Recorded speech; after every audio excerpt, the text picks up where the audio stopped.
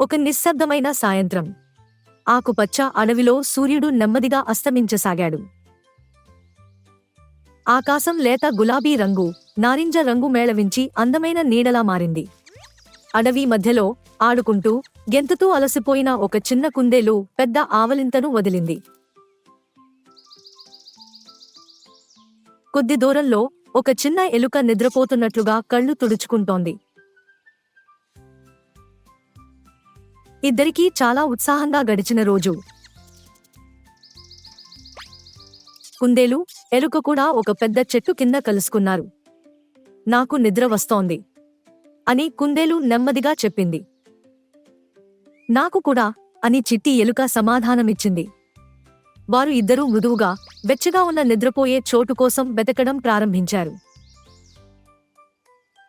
మొదటగా వారు ఆకుపచ్చ గడ్డి తలపించే ఒక మృదువైన తునికను కనుగొన్నారు.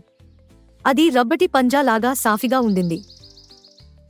కాని కుందేలు దాన్ని తాకగానే, అయ్యో, ఇది తడిగా ఉంది, చలిగా ఉంది అంటూ కంపించింది. తర్వాత వారు పొడిగా ఉన్న ఆకుల మూటను చూశారు. ఎలుక అందులో పడుకుంది. ఆకులు గరుకుగా ఉన్నాయి. ఇది సౌకర్యంగా లేదు, ఎలుక ముఖం చిట్లించి అంది. అంతే. ఇద్దరూ కొంచెం నిరాశకు లోనయ్యారు. అప్పుడు ఒక్కసారిగా ఒక చెట్టు కొమ్మ కింద మెత్తని రెక్కలతో తయారైన ఒక చిన్న పక్షి గూడు కనిపించింది. కుందేలుయు ఎలుక కూడా ఆ పక్షి గూడు వైపు నెమ్మదిగా నడిచారు. గూడు లోపలికి ప్రవేశించారు.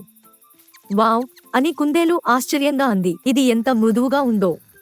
కుందేలుయు ఎలుక కూడా అక్కడ గూడు లోపల చేరుకుని పక్కపక్కనే ముడుచుకుని పడుకున్నారు.